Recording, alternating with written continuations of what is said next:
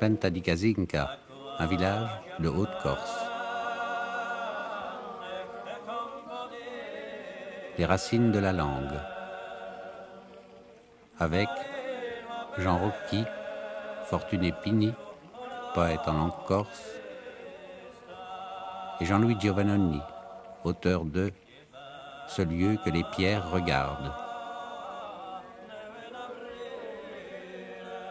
Une émission de Michel Camus, Marie-Dominique Arrigui, Daniel Toursière et Jean-François Néolier.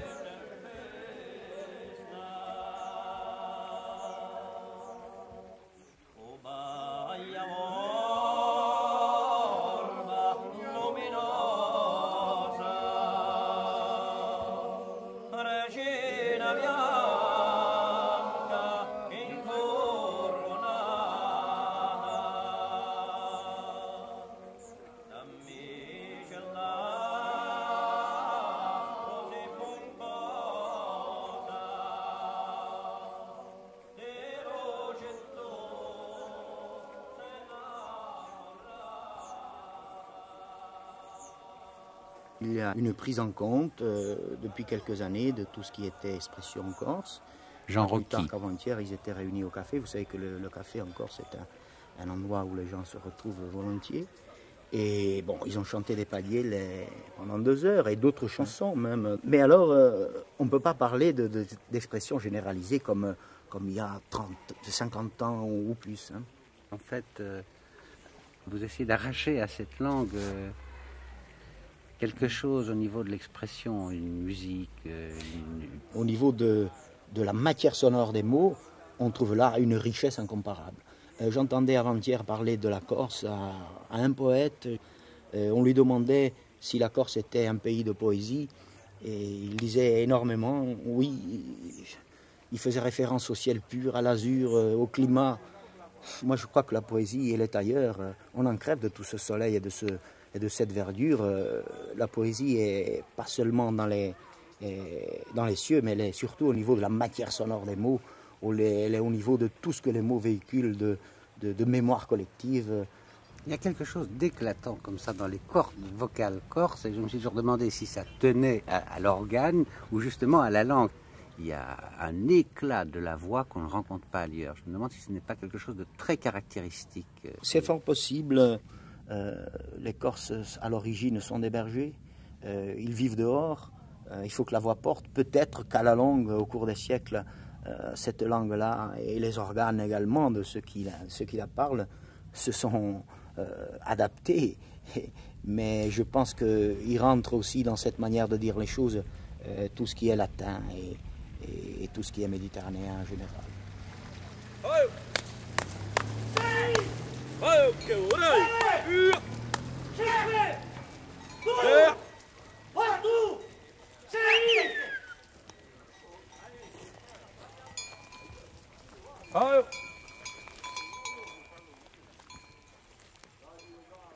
Est-ce que vous êtes fils de berger, vous? Je suis fils de berger, effectivement. J'ai d'ailleurs été berger jusqu'à l'âge de 20 ans à peu près, mais par intermittence, parce que j'allais à l'école et j'exerçais donc ce métier, mon vrai métier, pendant les vacances. C'était assez dur, mais j'ai appris beaucoup de choses. Comment ça se passait? On partait, parce que c'est du maquis assez dense ici, pour faire circuler des troupeaux, ça devait être un énorme problème. C'est vrai que la région que mon père investissait, parce qu'on appelle ça embestide, hein. C'est le lieu qu'on investit avec son troupeau, était assez difficile d'accès, mais très vite, un petit Corse s'adapte au relief, et c'est comme ça que d'ailleurs j'ai eu un contact très tôt avec la nature. Et puis il y avait les périodes d'été où les chèvres étaient en montagne, et nous y allions à Dodane le matin, de très bonne heure, par les petits sentiers. Avec un chien. Avec un chien ou plusieurs chiens, et avec d'autres bergers, nous partions en caravane. La traite avait lieu dans l'après-midi, une fois par jour, et nous rentrions le soir avec du bois, la provision de bois pour l'hiver, vers les 4-5 heures de l'après-midi, parce qu'après la vie de berger, il y avait l'autre vie, hein. Il y avait la vie, pour moi du moins, du petit lycéen qui était dans son village et qui voulait aussi profiter des autres joies. Sempre nous, sempre nous, tu sempre nous, sempre nous.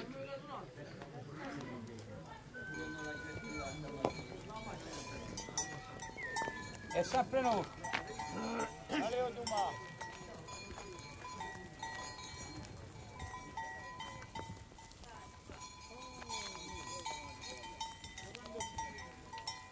Quando via il mio cane ne girava i paesi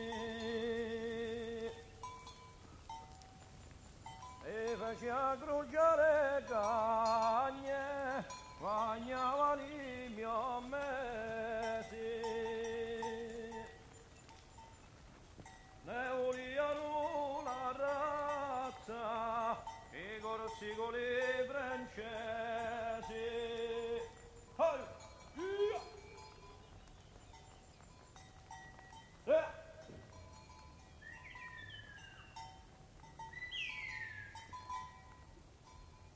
Il y a une prise de conscience, un renouveau pour les traditions corses. Bon, d'abord, la langue, ce n'est pas une tradition.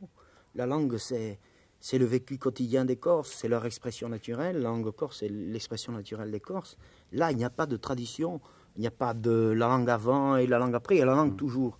Et de ce côté-là, il y a une grande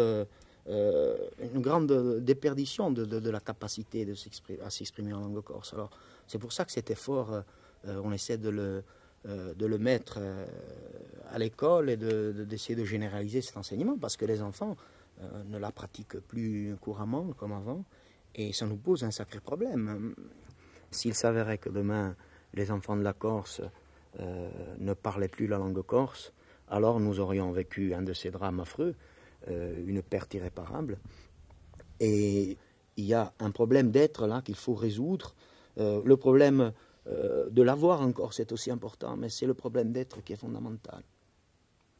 Là, ça va se faire. Je veux dire, finalement, ce sont les deux langues qu'on va apprendre en même temps dans les écoles. Ah oui, je veux vous dire, pour nous, il n'est pas question de poser le problème en termes de dualité. Le problème se pose en termes de complémentarité.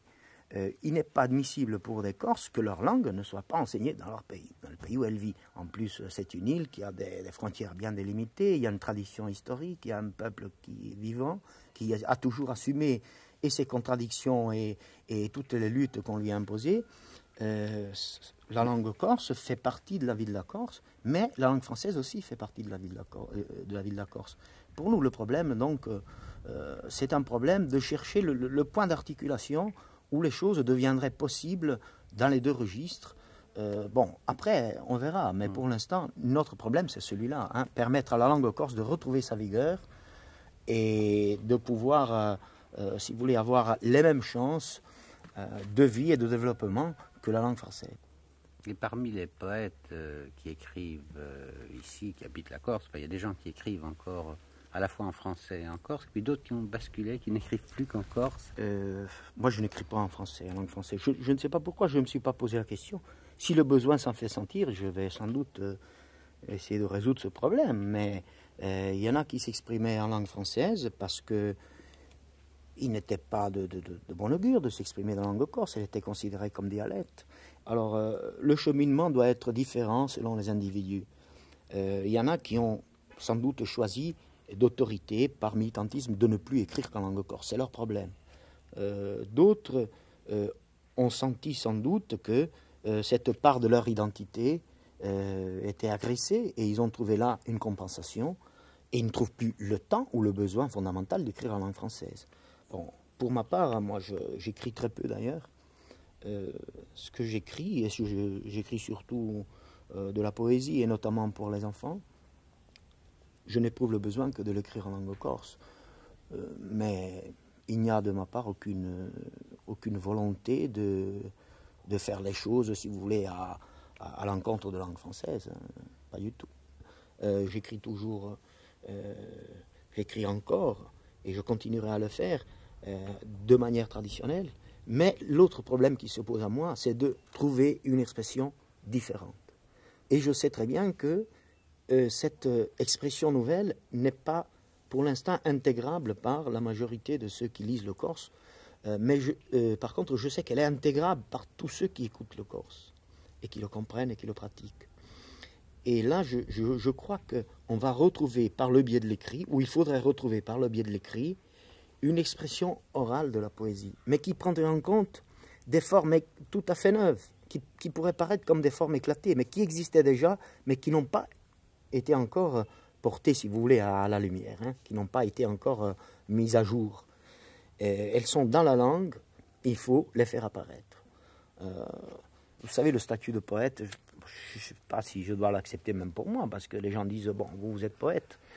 Et moi, je ne sais pas, je sais que j'ai une fonction, mais le reste est indéfinissable.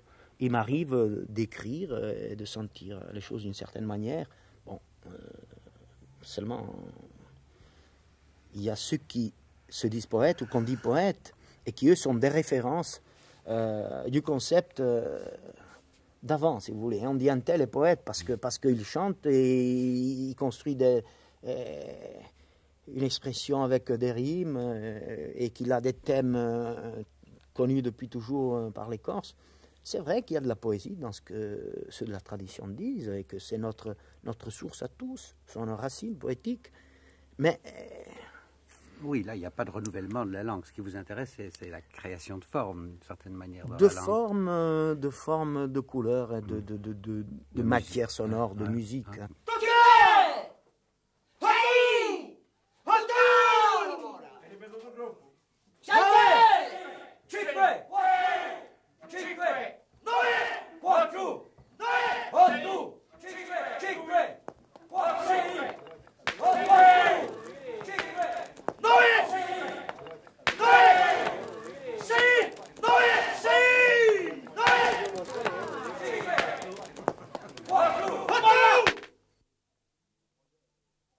Bien qu'au niveau de la poésie moderne, on cherche d'autres cheminements et d'autres expressions que la tradition ne laisse jamais insensible un Corse et on est toujours partie prenante à fond de cette expression-là. Cette chanson s'appelle comment, Fortuné?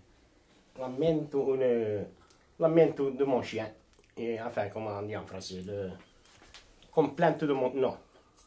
Complainte, oui. Complainte, c'est lamento de mon chien. Alors, lamento de mon chien. En corse, c'est en corse.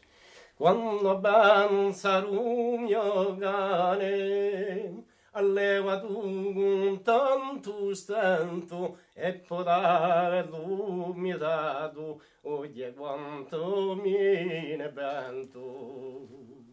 Ogni volta che ne parlo mi scappa quasi un pianto. Malgrado averlo sconfinito, avergli dato tanto bene, seria troppo scuscita da malassi per un cane. Ma quanto ne son dispiaciuto, un cicche di occhi la sane. Era bella intelligente, ben che ne vusi cadello, era bello di colore e paria fatto a vinello. Man con tutta la casinca ci ne era come dello. Quando sortia ora, tutto ognuno chiamava e lo tutto contento andava e carizzava.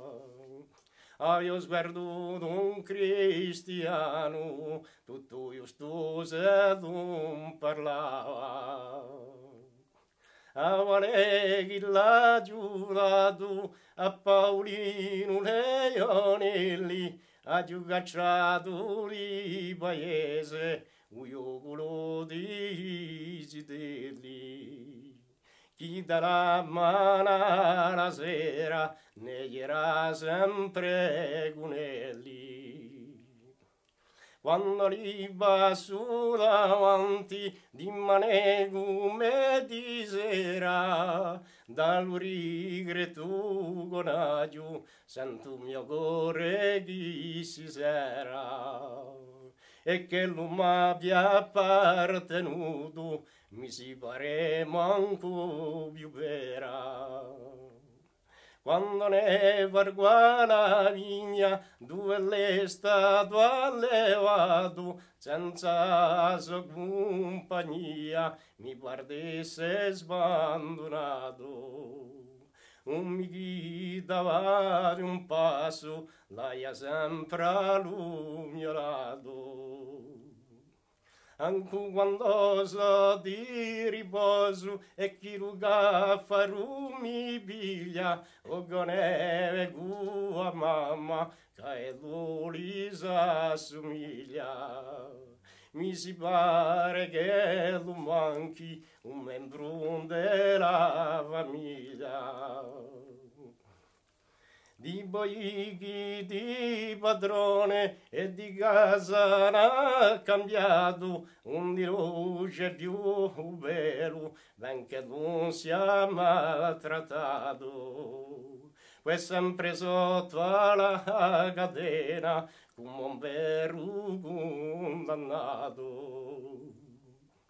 Sono era più istruito, fonda pure una storia, perché questo lo lamento ne restessi per memoria.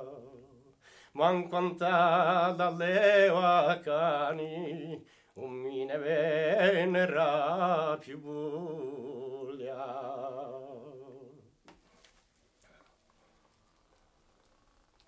Giuseppe Adorso un couplet. Non, non. Oui. Ce thème du chien qui meurt est très connu des Corses. Il est pris en compte au niveau de la tradition par tous ceux qui en ont eu et qui notamment pratiquent la chasse, et plus particulièrement la chasse au sanglier. Souvent, au cours des battues, il y a des chiens qui se font éventrer et qui meurent par les sangliers. Et c'est à ce moment-là que, devant cette tragédie, naît le lamento. Le propriétaire du chien, en général, fait construire un lamento, une complainte. Et il y a dans le lamento de Fortuné, il y a une construction en tressure. Il fait la description physique de son chien, puis ensuite il parle, disons, de l'aspect moral des choses, et le regret est qu'il a de l'avoir perdu. Jusque-là, on a l'impression d'être dans un vrai lamento traditionnel, et effectivement, il est traditionnel. Mais la différence par rapport aux autres lamenti, c'est que celui-là traite d'un sujet où il n'y a pas eu mort. Il y a eu simplement changement de propriétaire. Je crois qu'il faut souligner là que ces poèmes n'ont pas été écrits, mais composés de tête. Oui, alors Fortuné a la chance d'être l'un de ceux de la tradition qui ont le mieux intégré l'oralité corse. Hein. La tradition corse, elle n'avait pratiquement pas de tradition écrite. Elle en a une depuis plus d'un siècle et demi, mais elle ne concernait que des individualités. Maintenant, elle aussi a tendance à se généraliser. Mais comme Fortuné, lui, fait partie de la tradition orale, sa mémoire est phénoménale. Et il y a encore, heureusement, des représentants très vigoureux de cette mémoire qu'il faut encourager et qu'il faut faire connaître, parce que ce sont des mémoires vivantes, hein, de la Corse, Et moi, je ne les classe pas comme objets, disons, de musée à venir. Hein. Ils s'inscrivent dans une tradition bien vivante qu'il faut conserver. Et c'est assez rare d'ailleurs. Il fait des néologismes avec bonheur d'ailleurs aussi. Hein. Par exemple, le cafard qui traduit cafard, où ça passe très bien dans la chanson, personne ne le trouverait à redire. Parce que c'est un mot qui est intégré maintenant. Donc il prend... Sa langue n'est pas figée. Hein. Il prend des mots nouveaux, mais en même temps, il conserve toute la richesse, tout le sucre de la langue de toujours. Je vois par exemple ici un mot, par exemple, sbandonado, ce S privatif, hein, qui veut dire abandonner. La tendance actuelle, c'est de dire abandonado. On fait un néologisme à partir du mot français, alors que lui, hein, il intègre très bien dans son chant des expressions typiques corses de toujours. Hein. Je voudrais demander à Fortuné combien de chansons il a dans la tête. Ben, j'en ai pas mal de chansons. Hein. Pas beaucoup, mais peut dire une vingtaine. Et qui ont chacune combien de couplets? Ah, il y en a de 12 couplets, 13, 15 couplets, ça dépend des chansons. Et comment ça se passe pour composer une chanson qui a quand même de nombreux couplets, sans papier, sans crayon? Eh ben, ça demande pas mal de temps. Hein. Il faut quand même se donner de la peine aussi. Hein, parce que ça ne vient pas tout seul. C'est comme quelqu'un qui a un métier, mais s'il ne le fait pas à cœur, le métier n'est pas bien fait. Et la poésie, c'est pareil. Bien que je sois doué, des fois, ça demande du temps de composer une chanson. Mais moi, j'ai toujours fait des chansons de tête. Je les ai toujours fait de tête, et après, j'arrangeais les couplets à ma manière et je les classais au fur et à mesure, mais je les ai toujours fait de tête, les chansons. Je n'ai jamais écrit une chanson, jamais. Je les écrivais après, plutôt, je les ai fait écrits par M. Luciani, qui écrit pas mal le corse. Très bien le corse, l'instituteur. D'ailleurs, je les connais toutes de tête, mes chansons. C'est la preuve que je les fais de tête, hein, je ne les écris pas. Parce que si vous prenez un poète ou quelqu'un qui fait des poésies, s'il en fait beaucoup, je crois, et j'en suis sûr qu'il ne les connaît pas toutes de tête, ces chansons, ces poésies. Hein. Par contre, moi, je les connais toutes. J'ai une bande magnétique dans la tête, à savoir, long des kilomètres, hein, et je ne les oublie pas. Ça commence un matin par une phrase. Oui, un jour par une phrase, des fois 2 phrases, 3 phrases, ça dépend. Puis même dans la nuit, ça vient dans la tête, une phrase, un couplet, puis je rajoute, et puis après j'arrange les couplets et je compose la chanson. Mais en fait, au point de départ, il y a un thème. Oui, il faut quand même un sujet, quoi. Il faut partir sur un sujet. Des événements de la vie, oui, du village. Des événements, des hormones sur les bêtes, sur les plantes, sur un tas de choses, quoi, surtout.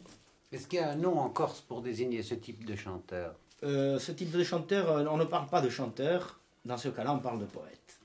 Fortuné, c'est un poète.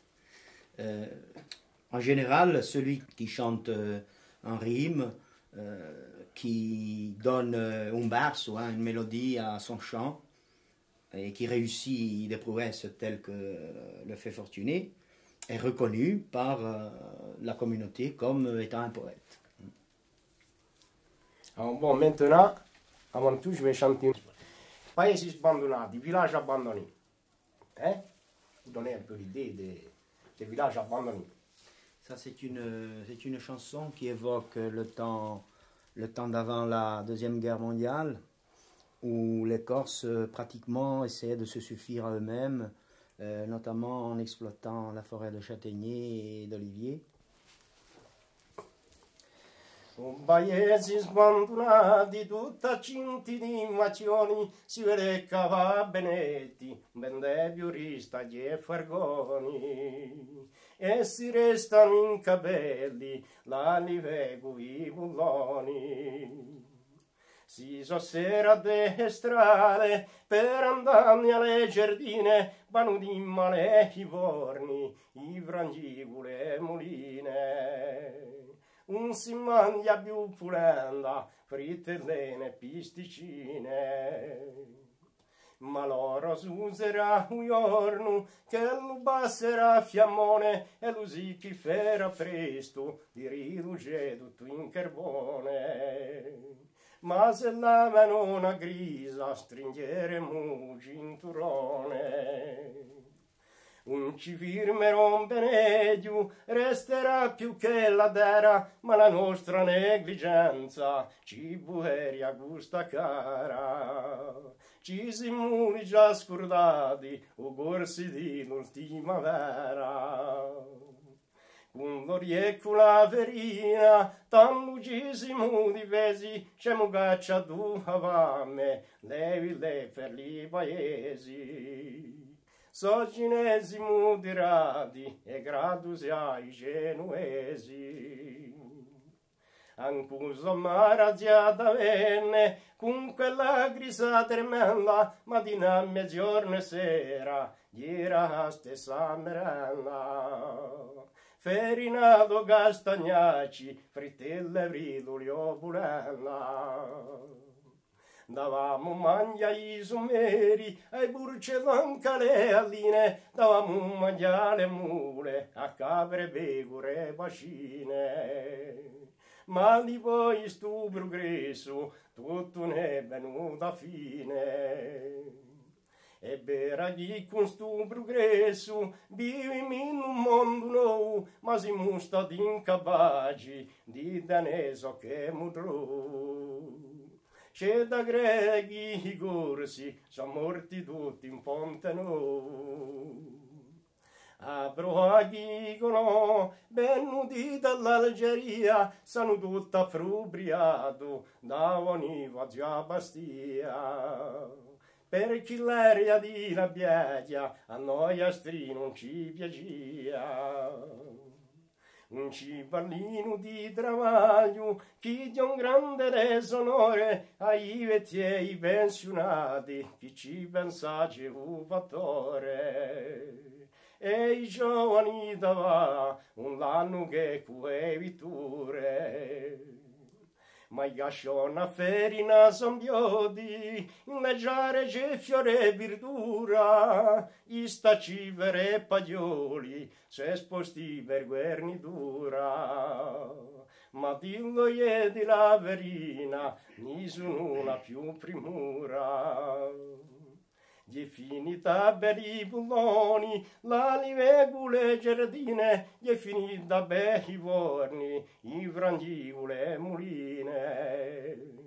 Che la viva un progresso e che la bisogna più primura. Gli è finita per i bulloni, la livegule giardine, gli è finita per i vorni, i frangivole e muline.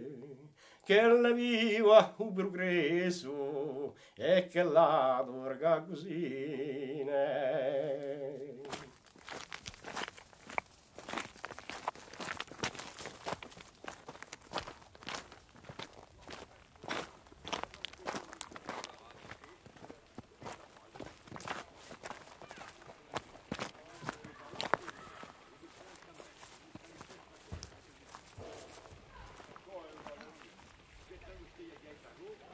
Jean-Louis Giovannoni, vous avez 34 ans. De quelle scène suis-je le regard? Pour quelle vision m'a-t-on fait venir en ce monde? Vous êtes à moitié français, à moitié corse. Corse par votre père, qui est de la Castagniccia, de Caroneo, je crois. Et si aller en ce monde n'était qu'un immobile voyage? Et français par la mère, né à Lyon, mais d'origine anglaise. Nous disons bleu, alors que le ciel est une pierre changeante. Et une chose très importante dans la plupart des textes, c'est le rapport avec la pierre et une sorte de rapport abstrait dans le texte sans doute, mais très violent avec la nature. Oui, alors bon, par rapport à la nature, on demande souvent aux écrivains s'ils ont un lieu, une terre, où s'origine. Bon, dans mes textes, on ne voit pas que je parle de la Corse, mais pour moi, le rapport avec la nature, c'est évidemment le rapport que j'ai eu quand j'étais enfant, avec le maquis, avec les pierres. J'habite un coin de la Castagniche assez Enfin, mon village est dans un coin assez désertique finalement. C'est le début de la Castaniche, alors il n'y a pas vraiment encore beaucoup de châtaigniers. Et quand j'étais gosse, moi j'aimais bien me promener dans le maquis, dans des endroits où les sentiers n'étaient pas forcément toujours ouverts. Enfin, et j'aimais bien ce rapport avec la chaleur, justement. Je parcourais comme ça un certain nombre de kilomètres dans le maquis, sans boire, un peu pour m'étourdir, quoi. Et ce rapport violent, enfin, je sais pas, j'ai pas d'autre façon de voir la nature qu'un rapport violent. Sans ça, j'ai l'impression qu'elle reste une image et qu'elle reste loin. Alors donc j'ai besoin d'être blessé, peut-être blessé, enfin touché par elle, mais au sens physique, pas seulement au sens émotionnel. C'est la conscience d'une présence de force dans la nature, la somme toute, qui s'exprime. Oui, mais il faut, pour qu'elle puisse s'exprimer, il suffit pas de se mettre devant, quoi. Être en face ne suffit pas. Il y a un rite presque qui peut être la marche. Enfin, pour moi, ça a été la marche. Donc cette forme de marche, je calculais pas, hein, l'histoire de pas boire. C'est je m'apercevais que je ne buvais pas, tout simplement pour avoir envie de boire après et de repasser par une source. Enfin, cette nature, elle ne peut me parler que si j'ai fait un pas vers elle. Et un pas vers le maquis, enfin vers les pierres, pour moi, c'est aller peut-être ne pas boire, se dessécher, peut-être aller vers une rudesse, aller vers une violence. Tout ça, évidemment, est une violence immobile. Enfin, il y a une préparation intérieure pour pouvoir sentir cette nature. Enfin, j'ai l'impression qu'il faut souvent que je marche, je viens dans cette nature d'une façon que je sois en contact. Il m'arrive souvent, et alors là, au niveau des pierres, de prendre une pierre et de marcher avec une pierre à la main. Et je me suis souvent demandé dernièrement, parce que ça m'est arrivé, là c'était pas en Corse, mais si c'était pas une façon de trouver un lieu, enfin un point solide, comme un endroit où je serais peut-être amarré, enfin, là-dessus. Et il m'arrivait, quand j'étais gosse, de porter des pierres. J'en transporte constamment chez moi, enfin aussi, d'en ramener partout où je vais. Je prends toujours des pierres qui ont rien d'esthétique. Mais je vois une pierre et je décide que c'est celle-là et je la prends. Et j'en rapporte comme ça des tas, avec des petites, des grosses, et qui me rappellent souvent un parcours. Une fois que le parcours est fait, je m'assieds dans la nature et pour moi, j'ai pu regarder, j'ai l'impression qu'elle est là. Enfin, oui, elle est là. J'ai du mal à dire parce qu'il y a une espèce de présence qui est... Je sens le poids de la terre, des pierres, donc la présence peut-être.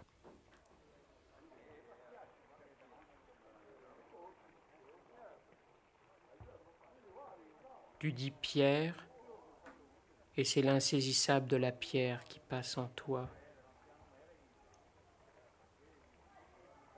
Ne vois pas la pierre à travers ce qu'elle a de fermé dans son mot.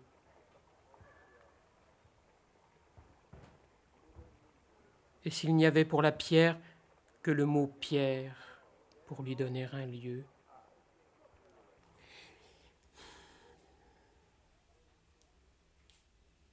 Enfin, ce que je sais, c'est qu'avec les pierres, je ne me lasse pas de trouver du mouvement, j'allais dire. Comme si l'immobile, ce qui contraignait, ce qui empêchait, était le lieu même peut-être de la liberté, de l'envol, de la respiration. Et je comprends le vent, le mouvement qu'à travers, que lorsque j'ai trouvé ce lieu, j'ai pris ce lieu que les pierres regardent, parce qu'elles ne regardent pas, justement, mais elles sont tournées peut-être, en même temps tournées dans un autre regard, vers quelque chose que je ne vois pas, Je ne peux trouver peut-être que, en ne voyant pas non plus, c'est en faisant des gestes, en allant et venant, mais en sachant pas très bien ce qu'il faut faire, puis peut-être un moment, et c'est ce qui se passe. Il se passe que j'ai l'impression qu'il y a un poids, enfin, il y a une présence.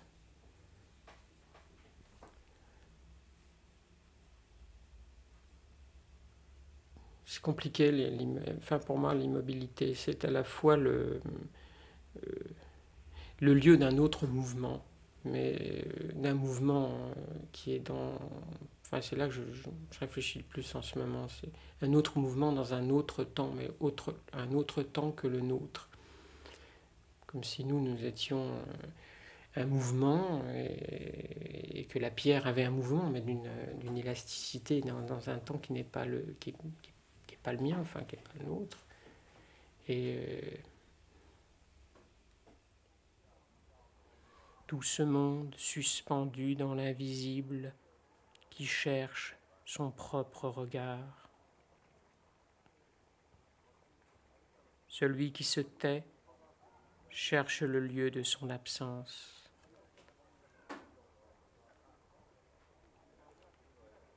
Tu es déjà au cœur du monde quand ta main se pose sur la pierre. Où le monde prend-il appui ?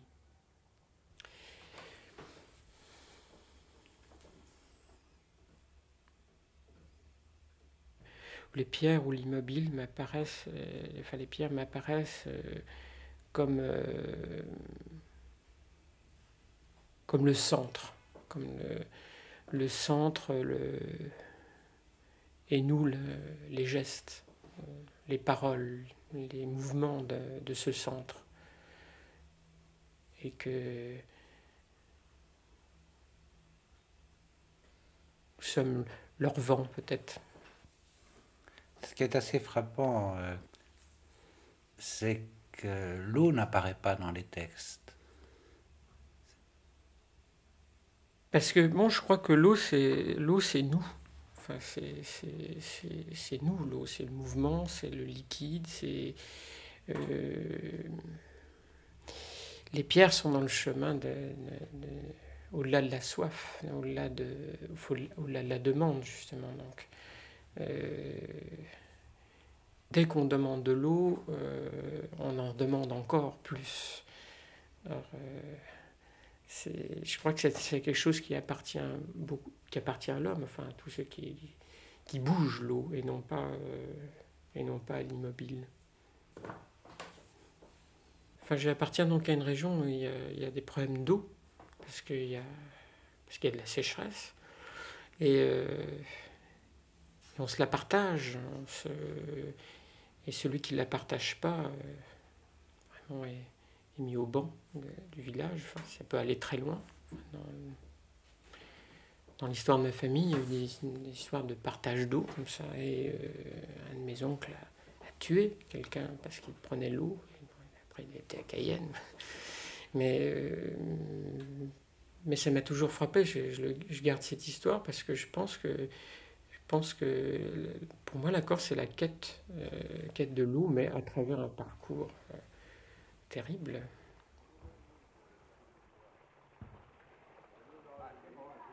Quant à ce qui se passe en terre, on ne peut pas en parler sérieusement, si ce n'est de temps à autre, lorsqu'on le déterre, on peut voir où il en est. Si c'est une mère, elle ne donnera plus à manger, on a du mal à déglutir, c'est la seule chose que l'on comprenne assez rapidement.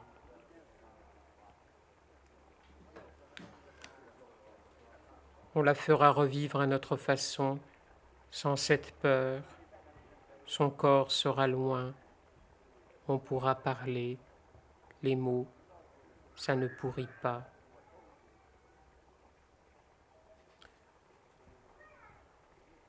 On mourra sans rien comprendre. On ne peut pas faire autrement. On ne voulait pas de corps. Toute eau s'effritera, même la nôtre. Le premier texte que j'ai écrit, c'est 14 ans et demi, c'est autour de la maison de famille. Le premier texte que j'ai écrit s'appelait « Petite maison grise ». Et c'était la maison de mes ancêtres. Et puis, très très vite, j'ai écrit des choses sur la mort. Parce qu'il y avait ma grand-mère qui est morte, il y a les gens du village sont morts et que j'ai participé aux funérailles, j'ai creusé la fosse et je me rappelle d'avoir eu, quand j'avais donc, je devais avoir 16 ans, hein, après avoir creusé, on avait bu et j'étais ivre et je crois que ça participait de l'ivresse en même temps du soleil qui tapait très fort sur ce cimetière qui est très exposé au soleil. Bon, j'écrivais dans le maquis, hein. J'ai porté un petit papier, des petits papiers avec moi, puis j'écrivais dans le maquis. Et...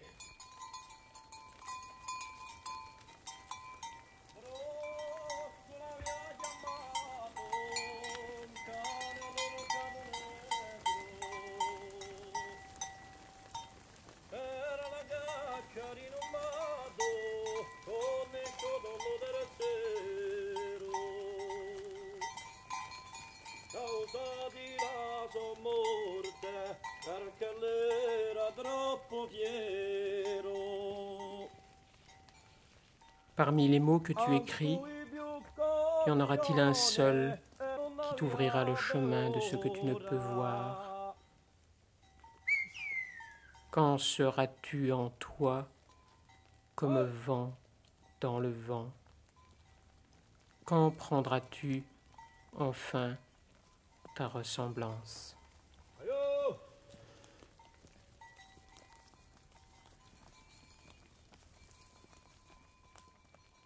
Les premières émotions sont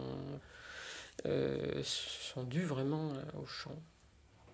Et le chant et l'écriture, c'est quelque chose que j'ai développé en même temps. L'impression d'être porté par... Enfin, les Corses ont toujours aimé la voix. Et bon, moi-même, quand je chantais souvent au village, sans problème.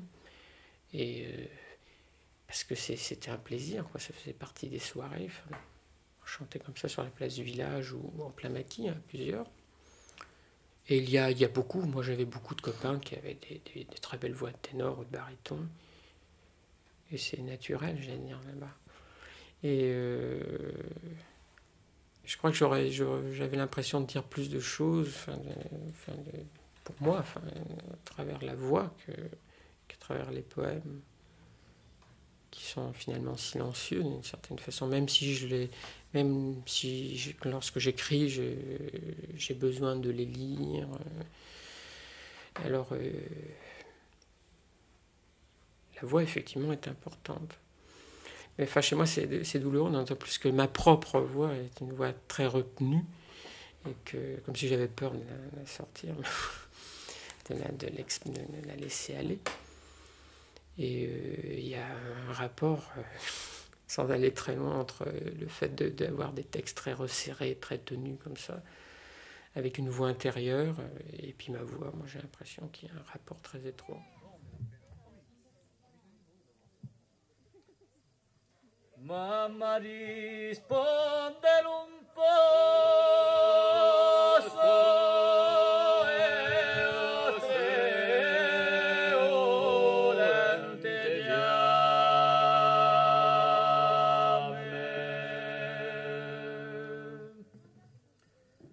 Troppo miseria di addosso e misero eravamo.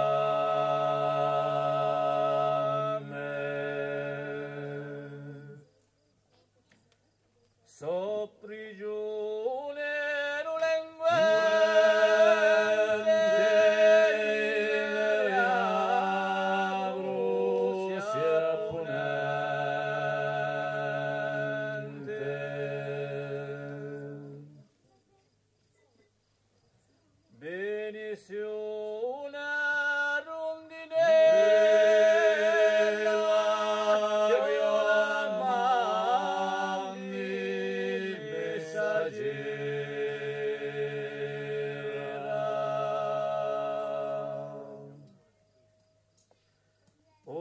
venga pur una stella portare la mia preghiera.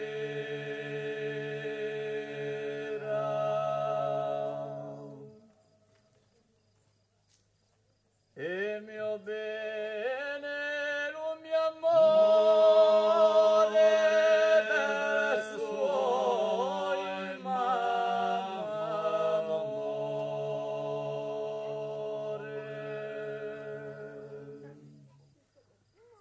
Babbraccio bello ben serio, mi mando si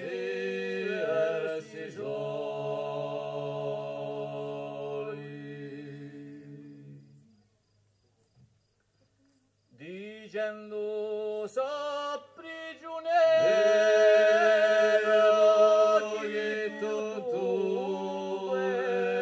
amico soli.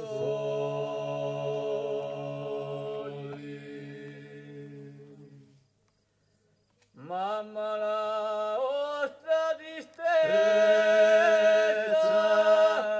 me dà tanta amarezza.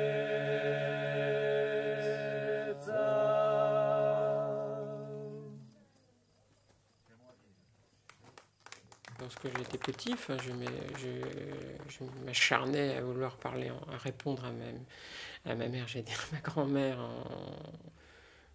en français, alors qu'elle s'adressait à moi en corse, et que j'aimais bien qu'elle s'adresse à moi en corse. Mais moi, j'avais l'impression que je ne pouvais pas le parler. Il y avait une honte à parler. Il faut dire aussi que mon père m'a beaucoup élevé dans la honte de la langue. Il appartient à une génération aussi, de gens qui sont venus sur le continent, qui ont dû faire face à apprendre la langue française. Il a su perfectionner puisqu'il la connaissait déjà, et qui ont eu une honte à parler. Donc mon père s'adressait à moi en français, or qu'évidemment ma grand-mère s'adressait en corse parce qu'elle était beaucoup plus près culturellement quoi, de la Corse. Je suis coupé en deux là, j'ai du mal à parler. Je me permettrai vraiment pas de m'exprimer en corse parce que je crois que je n'en ai aucunement la maîtrise écrite. Mais bon, c'est mon pays intérieur. Enfin, donc effectivement, il y a une unité. Ce dont je parle, c'est de la Corse, mais personne peut-être le sait. Mais je fais corps avec ça, avec ces images mentales. Enfin, l'espace mental que j'exprime dans mes textes et l'espace mental corse. C'est-à-dire la mer, mais au loin, peut-être je ne parle pas de la mer mais ces grandes ouvertures qu'il y a en Corse, à la fois maquis, sécheresse, grand espace, d'un seul coup qui se découvre, les arbres, et j'ai l'impression que dans ma langue, il y a un côté un peu rocailleux, un peu lourd, qui vient peut-être dans ma tête de la sonorité du Corse, que je trouve très belle comme sonorité. Je ne peux peut-être pas la pratiquer, enfin pour des raisons, mais le son me plaît beaucoup parce qu'il y a quelque chose de guttural, il y a quelque chose de plus corporel que la langue française.